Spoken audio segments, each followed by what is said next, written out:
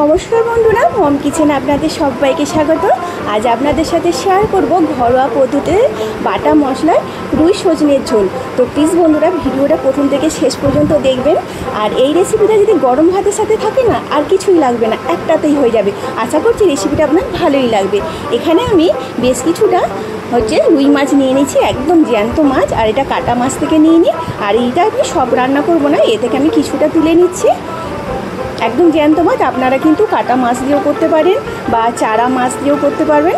আর এইটা আমি এবার নুন, হলুদ আর তেল দিয়ে বেশ কিছুক্ষণ ম্যারিনেট করে রেখে দেবো। প্রথমে দিয়ে দিলাম নুন, দিয়ে দেবো পরিমাণ মতো, এরপর দিয়ে দেবো বাটা হলুদ। আর বাটা হলুদ জ্যান্ত মাছে পড়লে তো কথাই নেই।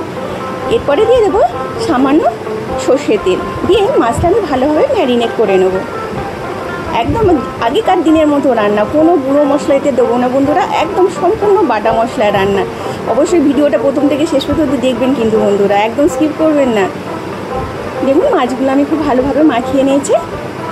আর এখানে আমি যে সবজি নেব সমস্ত নিয়ে নিয়েছি, সজনে ডাঁটা আর টমেটো, আর এখানে লম্বা করে আলু। আমি আলুটা চন্দ্রমুখী আলু নিয়েছি, এইভাবে মোটা মোটা করে একটু কেটে নিয়েছি। আপনারা আপনাদের পছন্দ মতো নিয়ে নেবেন আলুটা।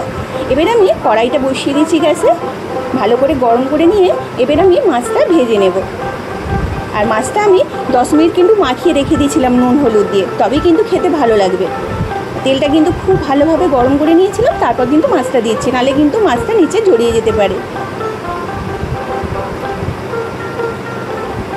জ্যান্ত মাছ, সর্ষের তেল, বাটা মশলা, চন্দ্রমুখী আলু, সজনে ডাঁটা, বুঝতে পারছেন রান্নাটা কত দুর্দান্ত হবে। আর মাছটাকে কিন্তু লাল করে ভাজতে হবে, উল্টে পাল্টে আমি লাল করে ভেজে তুলে নিচ্ছি। এদিকে আমি মশলার মধ্যে নিয়েছি জিরে, শুকনো লঙ্কা, কাঁচা লঙ্কা, সর্ষে আর কয়েকটা গোলমরিচ, একটা হলুদের গাঢ়। প্রথমে আমি হলুদের গাঢ় আর জিরে, গোলমরিচ দিয়ে আমি মশলাটা বেটে নেবো শুকনো লঙ্কা দিয়ে। আপনারা যদি গুঁড়ো মশলায় রান্না করতে চান তাও করতে পারেন। আর আমি একদম বাটা মশলায় রান্না করছি, সেই আগেকার মা দিদাদের মতো। অসাধারণ স্বাদ হয় বন্ধুরা বাটা মশলা রান্না। আপনাদের হাতে না সময় থাকে আপনারা গুঁড়ো মশলা রান্নাটা করে নেবেন, একদম মিহি করে বেটে নিতে হবে।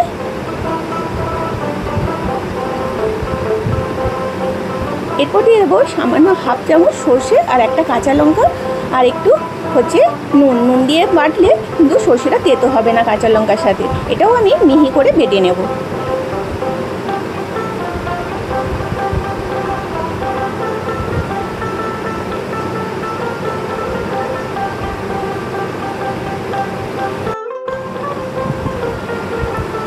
এরপরে ওই মাছ ভাজা তেলে সামান্য কালো জিরে দিয়ে দিচ্ছি। জিরেটা ভালোভাবে ভাজা হয়ে এলে সুগন্ধ বেরিয়ে এসে এরপরে দিয়ে দেবো আমি কাটা আলুগুলো।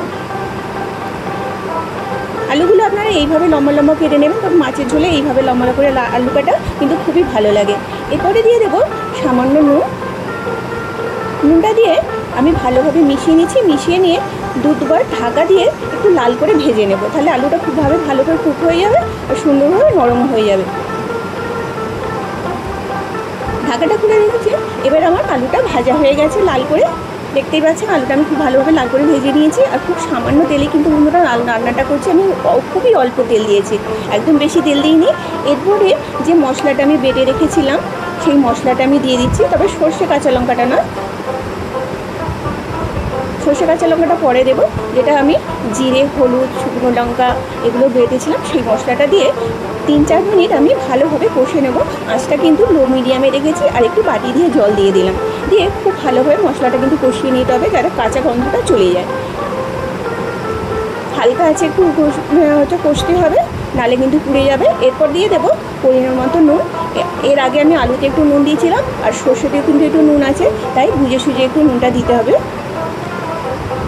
মশলাটা আমার খুব ভালোভাবে কষা হয়ে গেছে আর তেলও ছেড়ে এসছে। এরপরে দিয়ে দেবো পরিমাণ মতো জল। আপনারা যে যেমন ঝোলটা পছন্দ করবেন সেই মতো কিন্তু জল দেবেন। আমরা বাড়িতে 2 জন লোক, তাই এবার পরিমাণ মতোই আমাদের জল দিচ্ছি, আপনারা আপনাদের মতো জলটা দিয়ে দেবেন। ঝোলটা আমার ফুটে গেছে। এরপরে আমি দিয়ে দেবো সর্ষে আর কাঁচা লঙ্কা বাটাটা।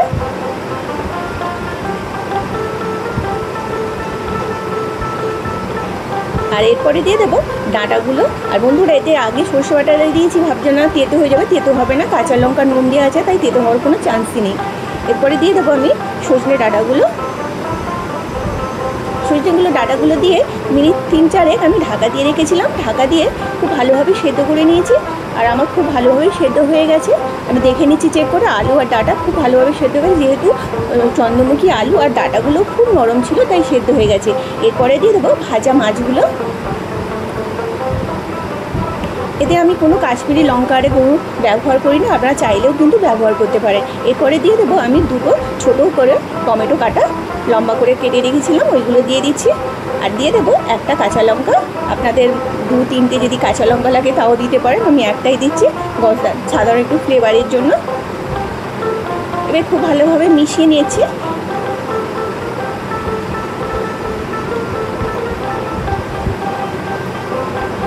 মেশানোর পর আরও 2-3 মিনিট আমি ঢেকে রাখছি, যাতে মাছটা টমেটো খুব সুন্দরভাবে ঝোলে সেদ্ধ হয়ে যায়। দেখুন বন্ধুরা, ঝোলটা আমার একদম পরিবার হয়ে গেছে।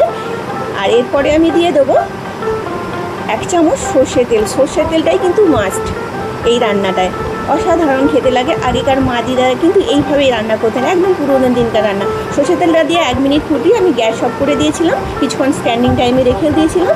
এবার আমার ঝোলটা একদম রেডি হয়ে গেছে, গরম গরম ভাতের সঙ্গে একদম পারফেক্ট ঝোল দুপুরে। দারুণ খেতে লাগবে বন্ধুরা, অবশ্যই ট্রাই করবেন বন্ধুরা।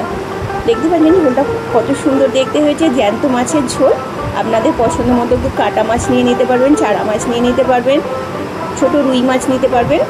দেখুন বন্ধুরা, আমার রান্নাটা একদম রেডি হয়ে গেছে। তো বন্ধুরা, রেসিপিটা যদি ভালো লেগে থাকে অবশ্যই লাইক, শেয়ার, কমেন্ট করবেন। চ্যানেলটি সাবস্ক্রাইব করার জন্য অনুরোধ রইল। নিত্য নতুন রেসিপি পাওয়ার জন্য। সবাই সুস্থ থাকবেন, ভালো থাকবেন। আজকের মতো টাটা।